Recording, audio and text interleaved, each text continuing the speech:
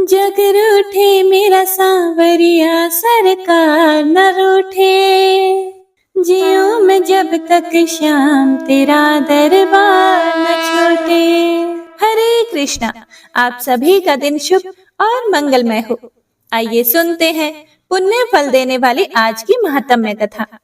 हे प्रिय भक्तों, आज की महात्म्य कथा में आप भगवान श्री कृष्ण और राधा रानी के बारे में एक ऐसा सच जानेंगे जो हो सकता है कि आपके मन में प्रश्न बनकर ही आज तक रहता होगा, क्योंकि जिन लोगों ने इस कथा को नहीं सुना है वह कभी नहीं जान पाएंगे कि भगवान श्री कृष्ण और राधा रानी का सचमुच विवाह हुआ था।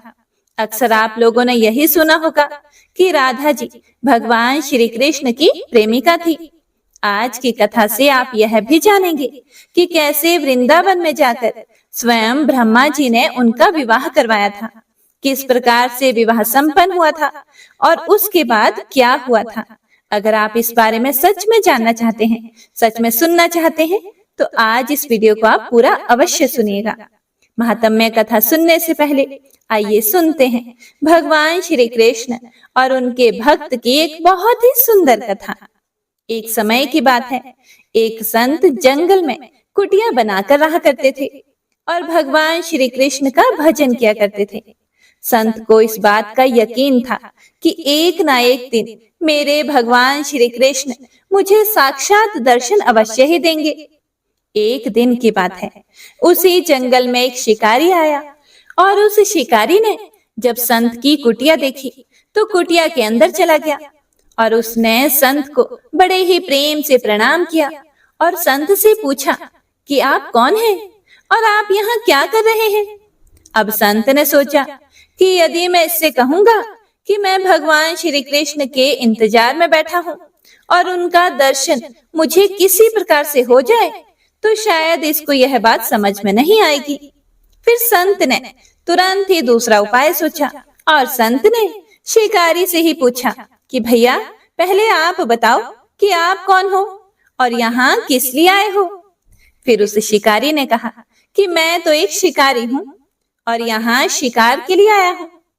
फिर संत ने तुरंत उसी की भाषा में कहा कि मैं भी एक शिकारी ही हूँ और अपने शिकार के लिए ही यहाँ पर आया हूँ। शिकारी ने पूछा कि अच्छा संत जी, आप यह बताइए कि आपका शिकार दिखता कैसे है, आपके शिकार का नाम क्या है, हो सकता है कि मैं आपकी इसमें कोई मदद कर सकूं। फिर संत ने सोचा कि इसे कैसे बताऊं। फिर भी संत कहते हैं, मेरे शिकार का नाम कृष्ण है और वह दिखने में बहुत ही सुंदर है, सांवला सलौना है, उसके सिर पर मोर मुकुट है और हाथों में बंसी है। ऐसा कहते कहते ही संत जी भाव विभोर हो गए और उनके अश्रु निकलने लगे और कृष्ण भक्ति में रोने लग गए। संत जी को इस प्रकार से रोते हुए देखकर शिकारी बोला कि हे बाबा, आप रोते क्यों हो? मैं आपके शिकार को जब तक ना पकड़ लूं तब तक पानी भी नहीं पीऊंगा और आपके पास भी नहीं आऊंगा। अब वह शिकारी एक घने जंगल के अंदर जाकर बैठ गया और जाल बिछाकर एक पेड़ पर बैठ गया। यहीं पर वह इंतजार करने लगा। भूखा प्यासा बैठा हुआ है। एक दिन बीता, दूसरा दिन बीता और फिर तीसरा दिन आया। अब तो भूख और प्यास से शिकारी को नींद भी आने लगी थी। अब बांके बिहारी जी को उस पर दया आ गई। भगवान श्री कृष्ण उसके भाव पर रीझ गए। भगवान मंद मंद स्वर से बांसुरी बजाते हुए आए और उस जाल में खुद ही फंस गए। अब जैसे ही शिकारी को शिकार का अनुभव हुआ तब वैसे ही वह तुरंत नींद से उठा और उस सांवरे भगवान को देखा जैसा संत ने बताया था। उनका रूप हूबहू वैसा ही था। वह तो अब जोर जोर से चिल्लाने लगा, मिल गया, शिकार मिल गया। शिकारी ने उस शिकार को जाल समेत अपने कंधे पर बिठा लिया और शिकारी कहता हुआ जा रहा है, आज 3 दिन के बाद मुझे मिले हो, खूब भूखा प्यासा रखा, अब मैं भी तुम्हें छोड़ने वाला नहीं हूँ। शिकारी धीरे धीरे कुटिया की ओर बढ़ रहा था। जैसे ही संत की कुटिया आई तो शिकारी ने आवाज लगाई, बाबा, ओ बाबा। संत ने तुरंत दरवाजा खोला और संत उस शिकारी के कंधे पर भगवान श्री कृष्ण को जाल में फंसा हुआ देख रहे हैं। भगवान श्री कृष्ण जाल में फंसे हुए मंद मंद मुस्कुरा रहे हैं। शिकारी ने कहा कि बाबा, आपका शिकार लाया हूं, मुश्किल से मिले हैं। संत ने देखा तो उनके तो होश ही उड़ गए।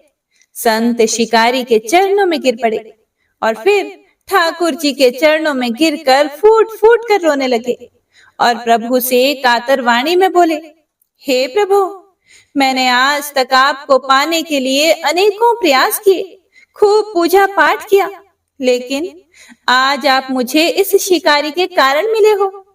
इस शिकारी को आप 3 दिन में ही मिल गए। भगवान बोले, इसका तुम्हारे प्रति निश्चल प्रेम और इसके कहे हुए वचनों पर दृढ़ विश्वास से मैं रीझ गया और मुझसे इसके पास आए बिना रहा नहीं गया। मैं तो अपने भक्तों के अधीन रहता हूँ और हे संत जी, आपकी भक्ति भी कम नहीं है। आपके दर्शनों के फल से ही मैं इसे 3 दिन में ही प्राप्त हो गया। इस तरह से भगवान ने खूब दर्शन दिया और फिर भगवान वहां से अंतर ध्यान हो गए। हे प्रिय भक्तों, भगवान तो भक्तों के संतों के अधीन ही होते हैं। जिस पर संतों की कृपा दृष्टि हो जाए उसे तत्काल अपनी सुखद शरण प्रदान करते हैं। शिकारी तो जानता भी नहीं था कि भगवान कौन है, पर संत को रोज प्रणाम करता था। संत प्रणाम और दर्शन का फल ये है कि 3 दिन में ही ठाकुर जी उसे मिल गए। तो हे प्रिय भक्तों, यह होता है संत की संगति का परिणाम। तो सभी प्रेम से बोलिए, भक्त और भगवान की जय। तो आइए आज की महात्म्य कथा का रसपान करते हैं। ओम नमो नारायणाय। पिछले अध्याय में आपने जाना था कि किस प्रकार जब नंद राय जी बाल कान्हा जी के साथ गौएं चराने के लिए वन में गए हुए थे, तब राधा रानी वहां उनके पास आई और फिर राधा रानी ने नंद जी के हाथों से नन्हे से कान्हा जी को अपनी गोद में उठा लिया और उन्हें अपनी गोद में लेकर उन्होंने रास मंडल का स्मरण किया। उसके बाद भगवान श्री कृष्ण ने जब राधा रानी को बताया कि कैसे राधा के नाम का उच्चारण करने वाला भक्त उनके प्राणों से भी बढ़कर उन्हें प्रिय है, तब राधिका जी ने कहा, हे प्रभु, मुझे गोलोक की सारी बातें याद हैं, मैं सब जानती हूँ, मैं उन बातों को कैसे भूल सकती हूँ। आप जो मुझे सर्व रूपिणी बता रहे हो वह सब आपके चरण कमलों की कृपा से ही संभव है। हे प्रभु, आप मेरे वक्षस्थल और मस्तक पर अपना चरण कमल रख दो। आपके विरह की आग से मेरा हृदय शीघ्र ही दग्ध होना चाहता है। सामने आपके चरण कमल पर जब मेरी दृष्टि पड़ी तो वहीं पर रम गई। फिर मैं क्लेश उठाकर भी उसे दूसरे अंगों को देखने के लिए वहां से अन्यंत्र ना ले जा सकी। तथापि धीरे धीरे प्रत्येक अंग का दर्शन करके ही मैंने आपके शांत मुखार विंद पर दृष्टि डाली है। हे प्रभु, इस मुखार विंद को देखकर अब मेरी दृष्टि अन्यंत्र जाने में असमर्थ है। हे प्रिय भक्तों, राधिका का यह वचन सुनकर पुरुषोत्तम श्री कृष्ण हंसने लगे।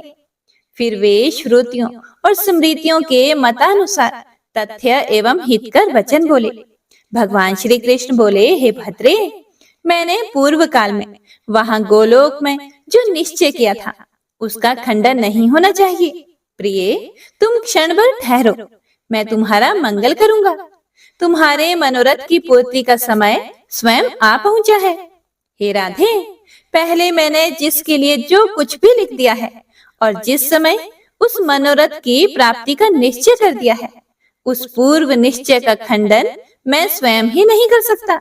फिर भला विधाता की क्या विसात है जो उसे मिटा सके। मैं विधाता का भी विधाता हूँ। मैंने जिनके लिए जो कुछ विधान कर दिया है उसका ब्रह्मा आदि देवता भी कदापि खंडन नहीं कर सकते। श्री नारायण जी बोले, हे देव ऋषि नारद, इसी बीच में ब्रह्मा जी श्री हरि के सामने आए।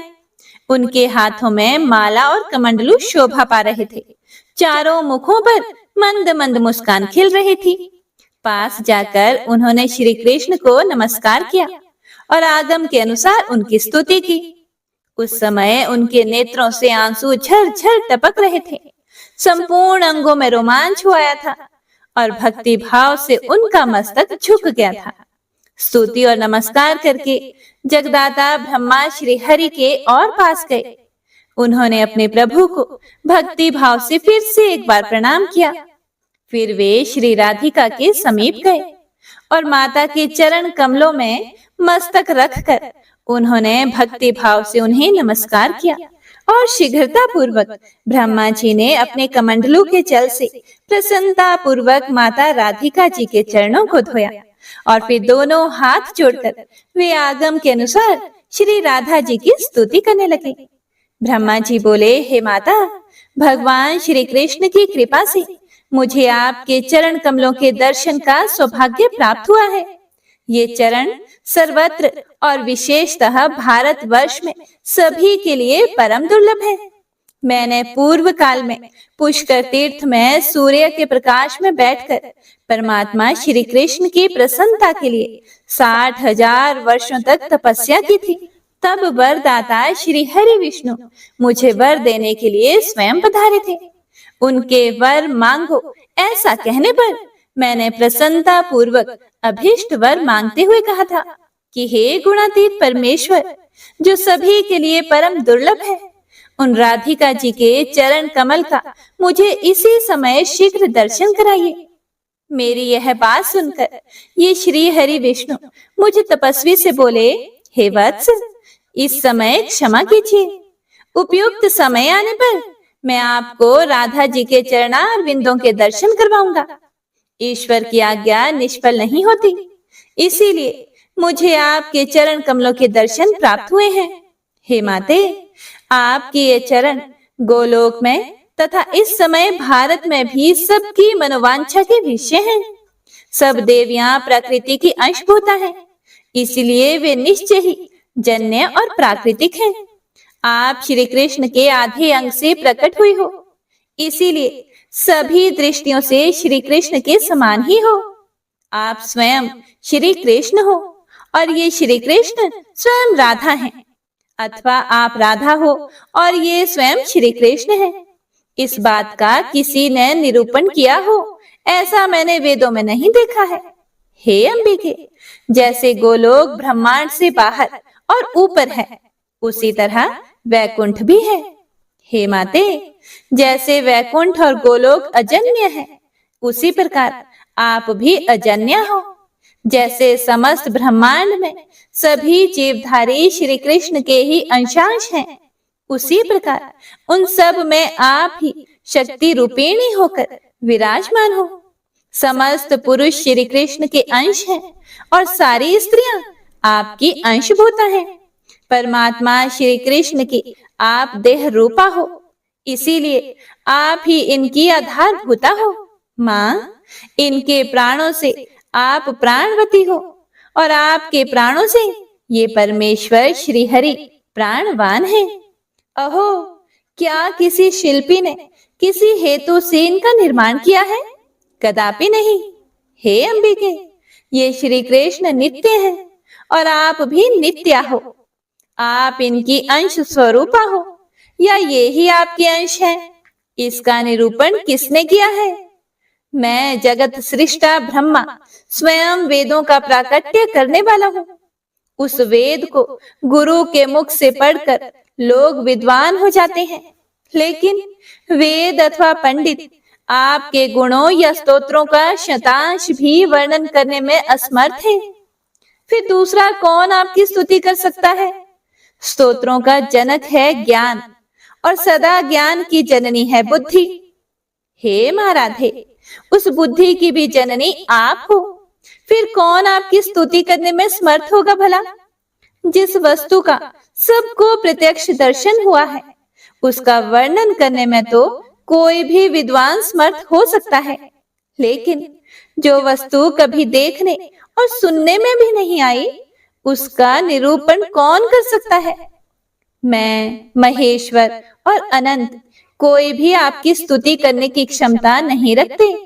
माते, सरस्वती और वेद भी अपने को असमर्थ पाते हैं। हे परमेश्वरी, फिर कौन आपकी स्तुति कर सकता है? मैंने आगमों का अनुसरण करके आपके विषय में जैसा कुछ कहा है, उसके लिए आप मेरी निंदा ना करना। जो ईश्वरों के भी ईश्वर परमात्मा हैं, उनकी योग्य और अयोग्य पर भी समान कृपा होती है। जो पालन के योग्य संतान है, उसका क्षण क्षण में गुण दोष प्रकट होता रहता है, लेकिन माता पिता उसके सारे दोषों को स्नेह पूर्वक क्षमा करते हैं। ऐसा कहकर जगत सृष्टा ब्रह्मा उन दोनों के सर्ववंध्य एवं सर्ववांछित चरण कमलों को प्रणाम करके उनके सामने खड़े हो गए। हे नारद, जो मनुष्य ब्रह्मा जी के द्वारा किए गए स्तोत्र का तीनों संध्याओं के समय पाठ करता है, वह निश्चय ही राधा माधव के चरणों की भक्ति एवं दास्य प्राप्त कर लेता है। अपने कर्मों का मूलोच्छेद करके सुदूरजय मृत्यु को भी जीतकर समस्त लोकों को लांघता हुआ वह उत्तम गोलोक धाम में चला जाता है। इसमें कुछ भी संदेह नहीं है। भगवान नारायण आगे कहते हैं कि ब्रह्मा जी की स्तुति सुनकर श्री राधा ने उनसे कहा कि हे विधाते, आपके मन में जो भी अभीष्ट हो वह वर मांग लो। राधिका की बात सुनकर जगत सृष्टा ब्रह्मा जी ने उनसे कहा, माते, आप दोनों के चरण कमलों की भक्ति ही मेरा अभीष्ट वर है, उसे ही मुझे दे दो। विधाता के इतना कहते ही श्री राधा जी ने तत्काल ही कहा, बहुत अच्छा, और उनकी प्रार्थना स्वीकार कर ली। तब लोकनाथ ब्रह्मा जी ने फिर से भक्ति भाव से श्री राधा को प्रणाम किया। उस समय ब्रह्मा जी ने श्री राधा और श्री कृष्ण के बीच में अग्नि की स्थापना करके उसे प्रज्वलित किया। फिर श्री हरि के स्मरण पूर्वक विधाता ने विधि से उस अग्नि में आहुति डाली। इसके बाद श्री कृष्ण पुष्प शैया से उठकर अग्नि के पास बैठे। फिर ब्रह्मा जी की बताई हुई विधि से उन्होंने स्वयं हवन किया। उसके बाद श्री कृष्ण और राधा को प्रणाम करके ब्रह्मा जी ने स्वयं पिता के कर्तव्य का पालन करते हुए उन दोनों से कौतुक अर्थात वैवाहिक मंगल कृत्य करवाए और 7 बार अग्निदेव की परिक्रमा करवाई। इसके बाद राधा जी से अग्नि की परिक्रमा करवाकर श्री कृष्ण को प्रणाम करा के राधा को उनके पास बैठाया। फिर श्री कृष्ण से राधा का हाथ ग्रहण करवाया और माधव से 7 वैदिक मंत्र पढ़वाए। तत्पश्चात वेदज्ञ विधाता ने श्री हरि के वक्ष स्थल पर राधिका का हाथ रखवाकर राधा के पृष्ठ देश में श्री कृष्ण का हाथ रखवाया और राधा से 3 वैदिक मंत्रों का पाठ करवाया। उसके बाद ब्रह्मा जी ने पारिजात के पुष्पों की आजानुलंबिनी माला श्री राधा के हाथ से श्री कृष्ण के गले में डलवाई। उसके बाद कमल जन्मा विधाता ने फिर से श्री राधा और श्री कृष्ण को प्रणाम करके श्री हरि के हाथ से श्री राधा के कंठ में मनोहर माला डलवाई। फिर श्री कृष्ण को बैठाया और उनके वाम पार्श्व में मंद मंद मुस्कुराती हुई श्री कृष्ण हृदय राधा को भी बैठाया। इसके बाद उन दोनों से हाथ जुड़वाकर 5 वैदिक मंत्र पढ़वाए।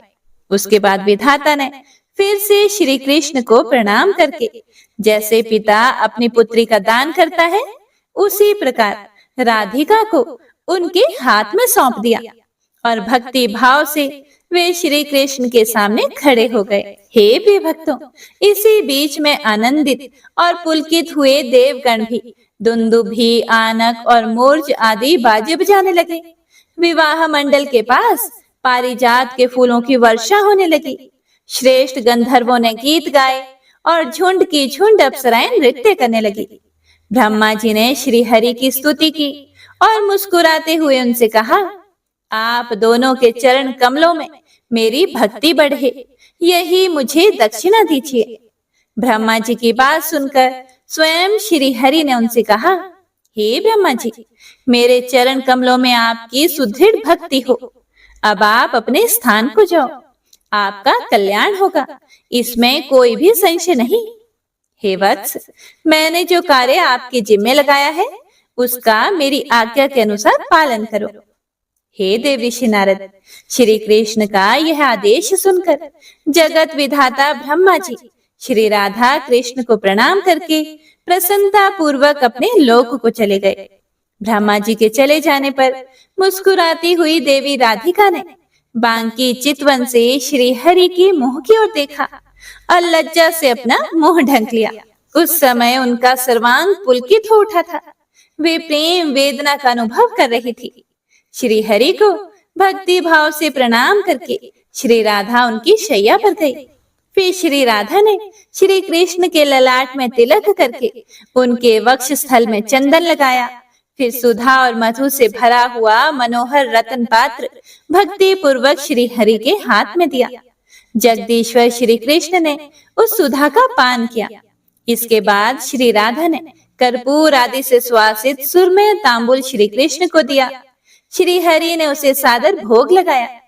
फिर श्री हरि के दिए हुए सुधा रस का मुस्कुराती हुई श्री राधा ने आस्वादन किया। साथ ही उनके दिए हुए तांबुल को भी श्री हरि के सामने ही खाया। श्री कृष्ण ने प्रसन्नता पूर्वक अपना चिबाया हुआ पान श्री राधा को दिया।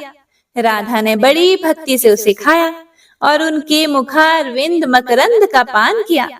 इसके बाद मधुसूदन ने श्री राधा से उनका चिबाया हुआ पान मांगा, लेकिन राधा जी ने नहीं दिया और वे हंसने लगी और बोली, इसके लिए मुझे क्षमा कीजिए। और माधव ने भी राधा के हाथ से रतन में दर्पण ले लिया और राधिका ने भी माधव के हाथ से बलपूर्वक उनकी मुरली छीन ली। राधा ने माधव का और माधव ने राधा का मन मोह लिया। प्रेम मिलन के बाद राधा ने प्रसन्नता पूर्वक परमात्मा श्री कृष्ण को उनकी मुरली लौटा दी और श्री कृष्ण ने भी राधा को उनका दर्पण और उज्जवल क्रीड़ा कमल दे दिया।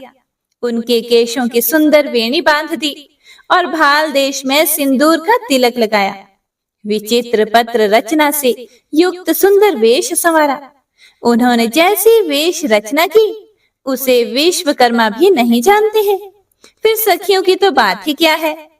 जब राधा श्री कृष्ण की वेश रचना करने को तत्पर हुई तब वे किशोरावस्था का रूप त्याग कर फिर से शिशु रूप हो गए। फिर राधा ने देखा कि बाल रूप श्री कृष्ण क्षुधा से पीड़ित हो रहे हैं। नंद ने जैसे भयभीत अच्युत को दिया था उसी रूप में वे इस समय दिखाई दिए। राधा व्यथित हृदय से लंबी सांस खींचकर इधर उधर उस नव तरुण श्री कृष्ण को देखने और ढूंढने लगी। वे शोक से पीड़ित और विरह से व्याकुल हो उठी।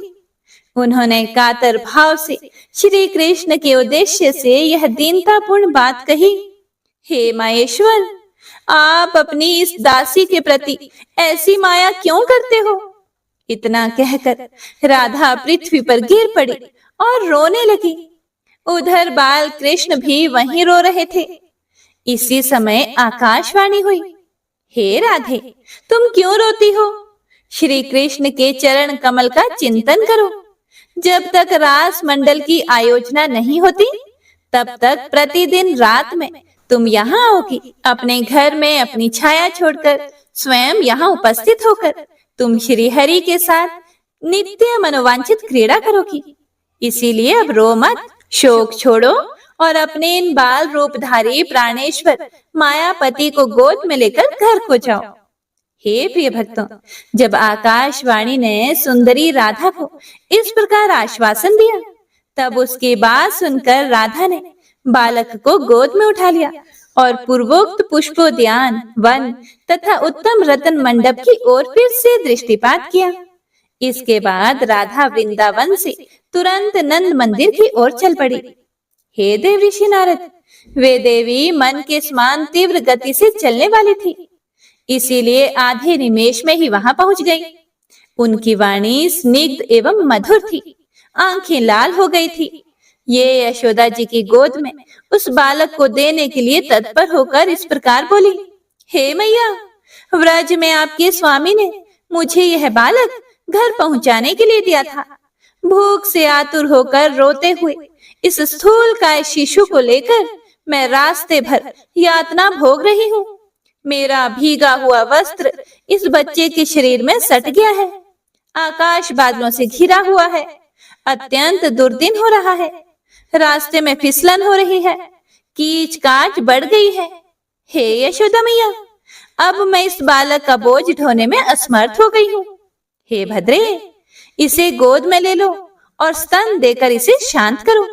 मैंने बड़ी देर से घर छोड़ रखा है, इसीलिए अब मैं जाती हूँ। हे सती यशोदे, तुम सुखी रहो। ऐसा कहकर बालक को देकर राधा अपने घर को चली गई। यशोदा जी ने बालक को घर में ले जाकर उसे बहुत प्यार किया और उसे स्तन पिलाया। राधा अपने घर में रहकर बाह्य रूप से घर के काम में तत्पर दिखाई देती थी, लेकिन प्रतिदिन रात में वहां वृंदावन में जाकर श्री हरि के साथ क्रीड़ा करती थी। हे वत्सनारद, इस प्रकार मैंने तुमसे शुभद, सुखद तथा मोक्षदायक पुण्यमय श्री कृष्ण चरित्र कहा। अब अन्य लीलाओं का वर्णन करता हूँ, सुनो। ओम नमो नारायणाय। हे प्रिय भक्तों, आज की यह महात्म्य कथा यहीं पर समाप्त होती है। इससे आगे का वृतांत आप सभी भक्तजन अगले अध्यायों में जरूर सुनिएगा। आइए अब गजेंद्र मोक्ष स्तोत्र का पाठ करते हैं। इस माह में गजेंद्र मोक्ष स्तोत्र पढ़ने मात्र से जहाँ हर तरह के ऋण कर्ज से मुक्ति मिलती है, वहीं 10 दिशाओं से शुभ फल दिलाने में भी सक्षम है। इस स्तोत्र का जाप करने से जीवन में किसी भी प्रकार की परेशानियों से मुक्ति मिलती है।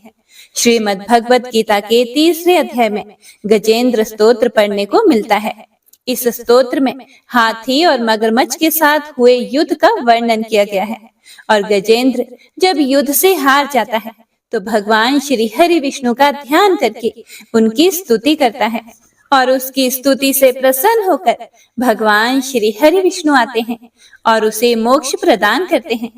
और हे प्रिय भक्तों, इस पाठ को करते समय अगर हम अपने मन में यह भावना रखें कि हे श्री हरि विष्णु, हे मेरे प्रभु, जिस प्रकार से आपने गजेंद्र को परेशानी से बाहर निकाला, उसी प्रकार से हमें भी हमारी परेशानियों से बाहर निकालिए, तो यकीन मानिए निश्चित ही भगवान श्री हरि विष्णु हमारी मदद स्वयं करते हैं। तो आइए अब सच्चे मन से भगवान श्री हरि विष्णु का ध्यान करके इस परम कल्याणकारी स्तोत्र का पाठ करते हैं। जय श्री हरि विष्णु। शुक जी ने कहा कि बुद्धि के अनुसार पिछले अध्याय में वर्णन किए गए रीति से अपने मन को नियंत्रित करके और हृदय को स्थिर करके गजेंद्र अपने पिछले जन्म में याद किए गए सर्वोच्च कार्य और बार बार जप किए जाने वाले स्तोत्र का जाप करने लगा।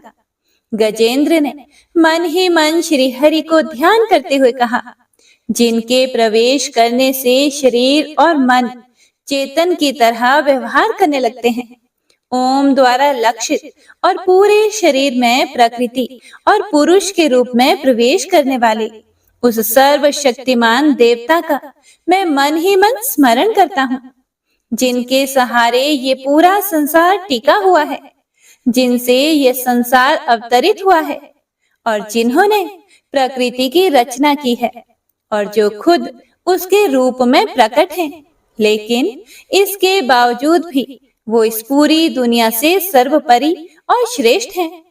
ऐसे अपने आप और बिना किसी कारण के भगवान की मैं शरण में जाता हूँ और अपने संकल्प शक्ति के बल पर अपने ही स्वरूप में रचित और सृष्टि काल में प्रकट एवं प्रलय में अप्रकट रहने वाले इस शास्त्र प्रसिद्धि प्राप्त कार्य कारण रूपी संसार को, जो बिना कुंठित दृष्टि के साक्ष्य रूप में देखते रहने पर भी लिप्त नहीं होते, चक्षु आदि प्रकाशकों के परम प्रकाशक प्रभु, आप मेरी रक्षा करें। बीतते गए समय के साथ तीनों लोकों और ब्रह्मादि लोकपालों के पंचभूत में प्रवेश कर जाने पर और पंचभूतों से लेकर महत्वपूर्ण सभी कारणों के उनकी परम करुणा स्वरूप प्रकृति में मगन हो जाने पर उस समय दुर्गेय और घोर अंधकार रूपेण प्रकृति ही बच रही थी उस अंधकार से परे अपने परम धाम में जो सर्वव्यापी भगवान सभी दिशाओं में प्रकाशित होते रहते हैं, वो भगवान मेरी रक्षा करें। विभिन्न नाट्य रूपों में अभिनय करने वाले और उस अभिनेता के वास्तविक स्वरूप को जिस प्रकार से साधारण लोग भी नहीं जान पाते, उसी तरह से सत्व प्रधान देवता और महर्षि भी जिनके स्वरूप को नहीं जान पाते, ऐसे में कोई साधारण प्राणी उनका वर्णन कैसे कर सकता है।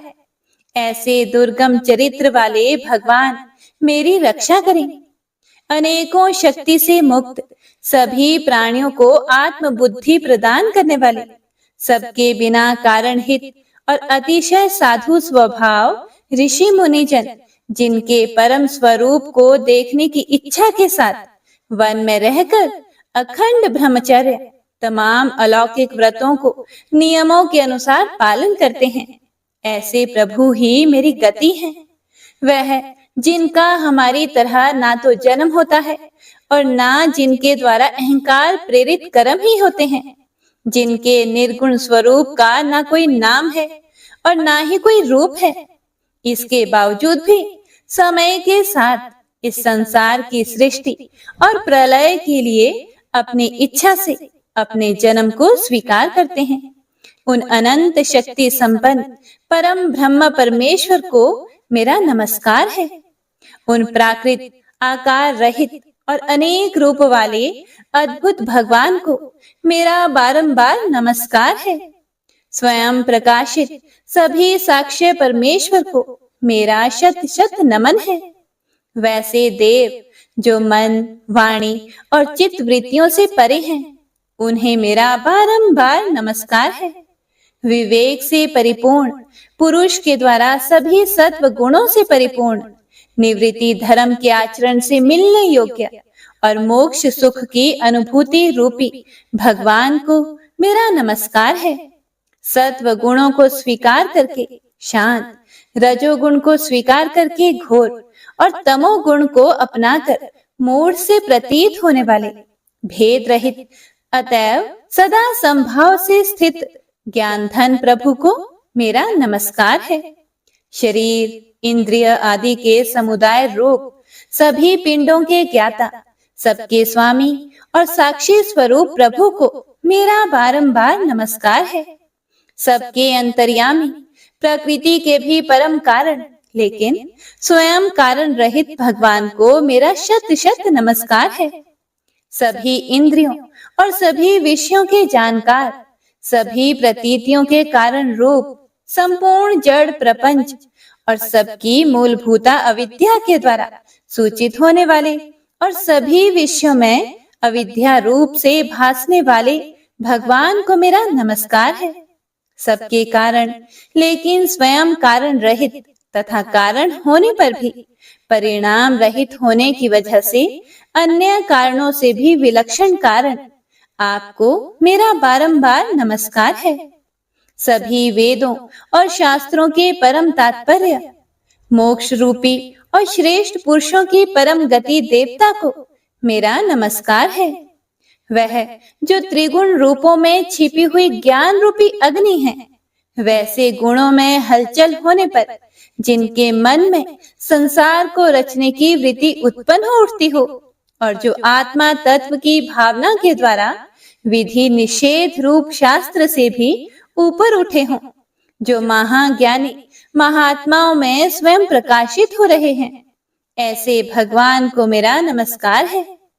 मेरे जैसे शरणागत पशु के समान जीवों की अविद्या रूप फांसी को पूर्ण रूप से काट देने वाले परम दयालु और दया करने में कभी भी आलस्य नहीं करने वाले भगवान को मेरा नमस्कार है। अपने अंश से सभी जीवों के मन में अंतर्यामी रूप से प्रकट होने वाले सर्वनियंता अनंत परमात्मा, आपको मेरा नमस्कार है। जो शरीर, पुत्र, मित्र, घर और संपत्ति सहित कुटुंबियों में अशक्त लोगों के द्वारा कठिनाई से मिलते हों और मुक्त पुरुषों के द्वारा अपने हृदय में निरंतर चिंतित ज्ञान स्वरूप सर्व समर्थ परमेश्वर को मेरा नमस्कार है। वह जिन्हें धर्म, अभिलाषित भोग, धन और मोक्ष की कामना से मनन करके लोग अपनी मनचाही इच्छा पूर्ण कर लेते हैं, अपितु जिन्हें विभिन्न प्रकार के अयाचित भोग और अविनाशी पार्षद शरीर भी देते हैं, वैसे अत्यंत दयालु प्रभु मुझे इस प्रकार की विपदा से हमेशा के लिए बाहर निकालें। वह जिनके एक से अधिक भक्त हैं, जो मुख्य रूप से एकमात्र उसी भगवान की शरण में हैं, जो धर्म, अर्थ आदि किसी भी पदार्थ को नहीं चाहते, अपितु जो केवल उन्हीं के परम मंगलमय एवं अत्यंत विलक्षण चरित्र का गुणगान करते हुए उनके आनंदमय समुद्र में गोते लगाते रहते हैं। उन अविनाशी, सर्वव्यापी, सर्वमान्य ब्रह्मादि के भी नियामक, अभक्तों के लिए भी हमेशा प्रकट होने वाले, भक्ति योग द्वारा प्राप्त अत्यंत निकट होने पर भी माया के कारण अत्यंत दूर महसूस होने वाले, इंद्रियों के द्वारा अगम्य और अत्यंत दुर्विज्ञ, अंत रहित, लेकिन सभी के आदि कारक और सभी तरफ से परिपूर्ण उन प्रभु की मैं स्तुति करता हूँ। वो जो ब्रह्मा सहित सभी देवता, चारों वेद तथा समस्त चराचर जीव नाम और आकृति भेद से जिनके अत्यंत क्षुद्र अंशों से रचे गए हैं, जिस तरह से जलती हुई अग्नि की लपटें और सूरज की किरणें बार बार निकलती हैं और फिर से अपने कारण में ही लीन हो जाती है, उसी प्रकार बुद्धि, मन, इंद्रियां और नाना योनियों के शरीर, जिन सभी गुणों से प्राप्त शरीर जो स्वयं प्रकाश परमात्मा से प्रकट होता है और फिर से उन्हीं में लीन हो जाता है, वह प्रभु जो ना तो देवता है, ना असुर, ना मनुष्य है और ना ही मनुष्य से नीचे किसी अन्य योनि के प्राणी, ना ही वो स्त्री हैं और ना ही पुरुष, ना ही नपुंसक और ना ही वो कोई ऐसे जीव हैं जिनका इन तीनों ही श्रेणी में समावेश है। वो ना तो गुण है, ना कर्म, वो ना ही कार्य है और ना ही कारण। इन सभी योनियों का निषेध होने पर जो बचता है वही उनका असली रूप है और वे ही सब कुछ हैं। ऐसे प्रभु मेरा उत्थान करने के लिए प्रकट हो। अब मैं इस मगरमच्छ के चंगुल से आजाद होने के बाद जीवित नहीं रहना चाहता। इसकी वजह ये है कि मैं सभी तरफ से अज्ञानता से ढके इस हाथी के शरीर का क्या करूं? मैं आत्मा के प्रकाश से ढक देने वाले अज्ञानता से युक्त इस हाथी के शरीर से मुक्त होना चाहता हूँ, जिसका काल क्रम से अपने नाश नहीं होता, बल्कि ईश्वर की दया और ज्ञान से उदय हो पाता है। इस प्रकार से मोक्ष के लिए लालायित संसार के रचयिता स्वयं संसार के रूप में प्रकट, लेकिन संसार से परे, संसार में एक खिलौने की भांति खेलने वाले, संसार में आत्म रूप से व्याप्त, अजन्मा, सर्वव्यापी एवं प्रापत्य वस्तुओं में सर्वश्रेष्ठ श्री हरि का केवल स्मरण करता हूँ और उनकी शरण में जाता हूँ, जिन्होंने भगवत भक्ति रूपी योग के द्वारा कर्मों को जला डाला है, जिन्हें समस्त योगी ऋषि अपने योग के द्वारा अपने शुद्ध हृदय में प्रकट देखते हैं। उन योगेश्वर भगवान को मेरा नमस्कार है। वह जिनके त्रिगुणे शक्तियों का राग, रूप, वेग और असह्य है, जो सभी इंद्रियों के विषय रूप में मौजूद हैं। वह जिनकी इंद्रियां समस्त विषयों में ही बसी रहती है। ऐसे लोगों को जिनको मार्ग मिलना भी संभव नहीं है, वैसे शरणागत एवं अपार शक्तिशाली वाले भगवान आपको मेरा बारंबार नमस्कार है। जिनकी अविद्या नाम के शक्ति के कार्य रूप अहंकार से ढके हुए हैं, वह जिनके रूप को जीव समझ नहीं पाते हैं, ऐसे अपार महिमा वाले भगवान की मैं शरण लेता हूँ। हे प्रिय भक्तों, श्री सुखदेव जी कहते हैं कि वह जिसने पूर्व प्रकार से भगवान के भेद रहित सभी निराकार रूप का वर्णन किया था, उस गजराज के करीब जब ब्रह्मा आदि अन्य कोई भी देवता नहीं आए, जो अपने विभिन्न प्रकार के विशेष विग्रहों को ही अपना रूप मानते हैं। ऐसे में साक्षात विष्णु जी, जो सभी के आत्मा होने के कारण सभी देवताओं के रूप हैं, तब वह वहां पर प्रकट हुए।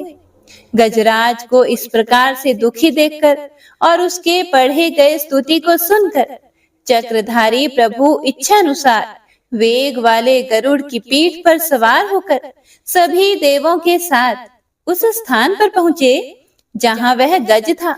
गज अर्थात हाथी था। सरोवर के अंदर महाबलशाली मगरमच्छ द्वारा जकड़े और दुखी उस हाथी ने आसमान में गरुड़ की पीठ पर बैठे और हाथों में चक्र लिए भगवान श्री हरि विष्णु को आते हुए जब देखा, तो वह अपनी सूंड में पहले से ही उनकी पूजा के लिए रखे कमल के फूल को श्री हरि पर बरसाते हुए कहने लगा, सर्व पूज्य भगवान श्री हरि नारायण, आपको मेरा प्रणाम है। सर्व पूज्य भगवान श्री हरि, आपको मेरा नमस्कार है। लाचार हाथी को पीड़ित देखकर श्री हरि विष्णु गरुड़ से नीचे उतरकर सरोवर में उतर आए और वह दया से प्रेरित होकर ग्राह सहित उस गज को तुरंत ही सरोवर से बाहर निकाल आए और देवताओं के देखते ही देखते अपने चक्र से मगरमच्छ के गर्दन को काट दिया और हाथी को उस पीड़ा से बाहर निकाल लिया। तो इसी के साथ गजेंद्र मोक्ष स्तोत्र संपूर्ण हुआ। तो सभी एक बार प्रेम से बोलिए, भगवान श्री हरि विष्णु की जय। बंशी शोभित कर मधुर नील जलद तन श्याम, अरुण अधर जनु बिंब फल नयन कमल अभिराम, पूर्ण इंद्र अरविंद मुख पीतांबर शुभ साज, जय मन मोहन मदन छवि कृष्ण चंद्र महाराज। जय यदुनंदन जय जगवंदन, जय वसुदेव देवकी नंदन, जय यशोदासुत नंद दुलारे, जय प्रभु भक्तन के दृग तारे, जय नटनागर नागन थैया कृष्ण कन्हैया धेनु चरैया, पुनि नख पर प्रभु गिरिवर धारो, आओ दीनन कष्ट निवारो, वंशी मधुरे अधर धर तेरे, होवे पूर्ण मनोरथ मेरी, आओ हरि पुनि माखन चाखो, आज लाज भारत की राखो, गोल कपोल चिबुक करुणारे, मृदु मुस्कान मोहिनी डारे, रंजित राजीव नयन विशाला, मोर मुकुट वैजंती माला, कुंडल श्रवण पीठ पटाछे, कटिके गणि काछन काछे, नील जलज सुंदर तनु सोहे, छवि लख सुर नर मुनि मन मोहे, मस्तक तिलक अलक घुंघराले, आओ कृष्ण बांसुरी वाले, करि पय पान पूत नहीं तार्यो, अका बका का सुर मार्यो, मधुवन जलत अग्नि जब ज्वाला, भय शीतल लखित नंद लाला, सुरपति जब ब्रज चढ़े और साई, मोसर धार वारी वर्षाई, लगत लगत ब्रज चहन बहायो, गोवर्धन नख धारी बचायो, लखी यशोदा मन ब्रह्माधिकाई, मुख मह 14 भुवन दिखाई, दुष्ट कंस अति उधम मचायो, कोटि कमल जब फूल मंगायो, नाथी काली यही तब तुम लीन है, चरण चिन्ह दई निर्भय कीन है, करि गोपिन संग रास विलासा, सबकी पूर्ण करी अभिलाषा, केतिक महासुर संहार्यो, कंस ही केस पकड़ी दई मार्यो, मात पिता की बंदी छुड़ाई, उग्रसेन कहा राज दिलाई, मही से मृतक छहो सुतलायो, मातु देव की शोक मिटायो, भौमासुर मुर दैत्य सहारे, लाए षट दश सहस कुमारी। दई भिन ही तृण चीर सहारा, जरा सिंधु राक्षस कह मारा। असुर बकासुर आदिक मार्यो, भक्तन के तब कष्ट निवार्यो। दीन सुदामा के दुख टार्यो, तंदुल 3 मूठ मुख डार्यो। प्रेम के साग विदुर धर मांगे, दुर्योधन के मेवा त्यागे। लखी प्रेम की महिमा भारी, ऐसे श्याम दीन हितकारी। भारत के पारथ रथ हाके, लिए चक्र करे नहीं बलता के। निज गीता की ज्ञान सुनाए, भक्तन हृदय सुधा वर्षाए। मीरा थी ऐसी मतवाली, विष पी गई बजा कर ताली। राणा भेजा सांप पिटारी, शालिग्राम बने बनवारी। निज माया तुम विधि दिखायो, उरते संशय सकल मिटायो। तब शत निंदा करि तत्काला, जीवन मुक्त भयो शिशुपाला। जब ही द्रौपदी तीर लगाई, दीनानाथ लाज अब जाई। तुरत ही वसन बने नंदलाला, बढ़े चीर भई अरि मोह काला। असनाथ के नाथ कन्हैया, डूबत भंवर बचावत नैया।